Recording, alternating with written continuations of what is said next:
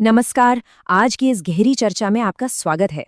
आज हम सीधे इस बात पर फोकस करने वाले हैं कि कैसे हाल ही में हुए सेंट्रल बैंकिंग लीडरशिप के बदलाव, करंट मैक्रो इकोनॉमिक डेटा और पिछले कई दशकों के हिस्टोरिकल मार्केट साइकिल्स आपस में टकरा रहे हैं। ये सब एक बड़ी पजल की तरह है, तो चलिए सीधे इसमें डाइव इन करते हैं। तो आज के हमारे मेन टॉपिक्स हैं नया फेड चेयर, इन्फ्लेशन और oil pressures, the 4-year market cycle, navigating seasonal corrections, bitcoin versus traditional markets और आखिर में future economic landing scenarios. Current financial landscape को सच में समझने के लिए हम इमीडिएट सेंट्रल बैंकिंग चेंजेस से लेकर मल्टी डेकेड एसेट पैटर्न्स तक पूरी पिक्चर को जूम आउट करके देखेंगे। Section 1, a new Fed chair, expectations versus reality. Okay, सबसे इमीडिएट खबर की बात करते हैं। जेरोम पावेल फेड चेयर के पद से हट रहे हैं और केविन वॉश कमान संभालने जा रहे हैं। अब मार्केट शायद इस उम्मीद में जश्न मनाए कि नए चेयर आते ही तुरंत इंटरेस्ट रेट्स कट कर देंगे, राइट? लेकिन रियलिटी थोड़ी अलग है। नए फेड चेयर के पास दरअसल बोर्ड में सिर्फ एक वोट होता है और उन्हें कोई भी बड़ा कदम उठाने के लिए बाकी सभी मेंबर्स का एक ब्रॉड कंसेंसस यानी आम सहमति चाहिए होती है। ये रास्ता उतना आसान नहीं है जितना पब्लिक को लगता है। अगर हम ऑब्जेक्टिवली पावेल की लेगेसी को पीछे मुड़कर देखें तो हाइंडसाइट डेफिनेटली ये कहता है कि 2021 में रेट्स बढ़ाए जाने चाहिए थे। लेकिन सच कहूं तो उस वक्त स्थिति बेहद कॉम्प्लेक्स थी। इकोनॉमी में स्टिमुलस चेक्स आ रहे थे और सप्लाई चेन की भारी समस्याएं चल रही थीं। तो पूरी तरह से एक तरफा दोष देना बिल्कुल सही नहीं होगा। Section 2, inflation and oil pressures, the economic reality. अब नए चेयर के सामने जो इकोनॉमिक रियलिटी है उस पे आते हैं। यहाँ रेट्स को कट करना सच में बेहद मुश्किल है क्योंकि मैक्रो इकोनॉमिक डेटा लगातार स्टिकी बने हुए हैं। सबसे बड़ी रुकावट क्या है? इन्फ्लेशन, जो जिद के साथ वापस ऊपर की तरफ बढ़ रही है। हाल ही में प्रोड्यूसर प्राइस इंडेक्स यानी पीपीआई में जो स्पाइक आया है उसने इस आंकड़े को लगभग 6% तक पहुंचा दिया है। एडमिनिस्ट्रेशन भले ही इस तेजी को एक टेम्पररी स्पाइक मान रहा हो, लेकिन एक अनडिनाइबल फैक्ट है जिसे हम बिल्कुल इग्नोर नहीं कर सकते। फेडरल रिजर्व का जो 2% इन्फ्लेशन का टारगेट रेट है वो पिछले 5 सालों से हिट ही नहीं हुआ है।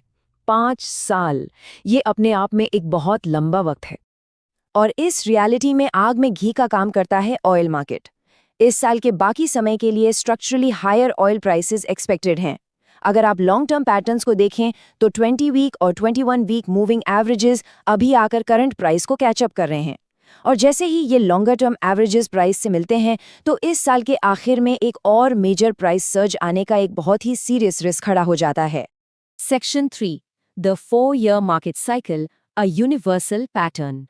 अब थोड़ा और जूम आउट करते हैं और ब्रॉडर मार्केट बिहेवियर को देखते हैं। एक बहुत ही इंटरेस्टिंग सवाल, क्या क्रिप्टो करेंसी की सच में इस हिस्टोरिकल 4 साल के मार्केट साइकिल पर मोनोपोली है?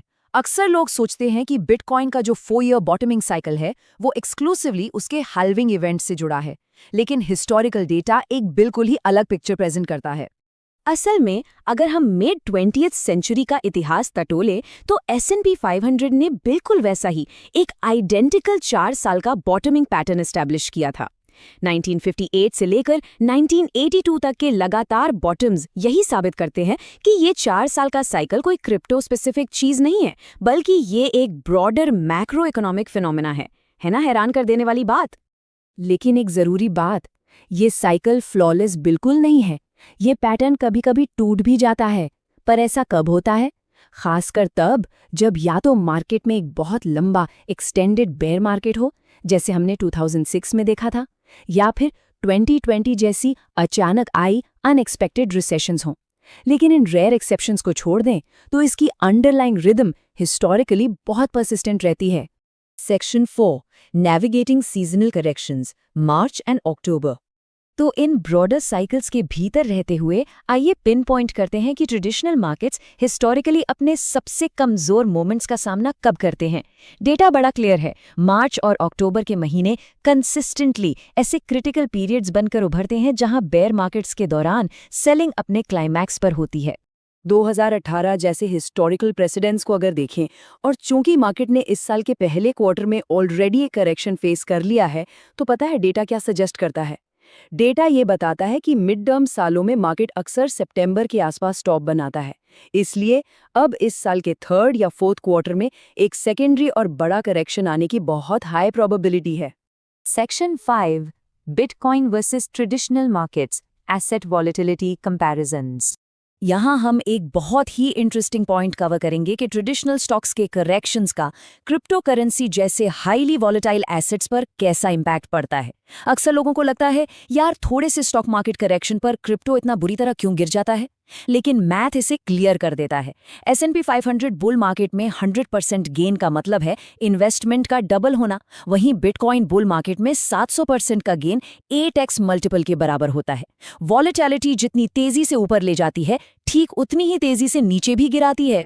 अगर हम डायरेक्टली 2018 को देखें तो ब्रॉडर स्टॉक मार्केट में आया एक सेकेंडरी करेक्शन ही वो एग्जैक्ट कैटलिस्ट था जिसने डिजिटल एसेट मार्केट्स में एक डेविस्टेटिंग ड्रॉप को ट्रिगर किया और बिटकॉइन सीधे $3,100 तक क्रैश हो गया। ये क्लियर एग्जाम्पल है कि ये सभी मार्केट्स आपस में कितने डीपली कनेक्टेड हैं।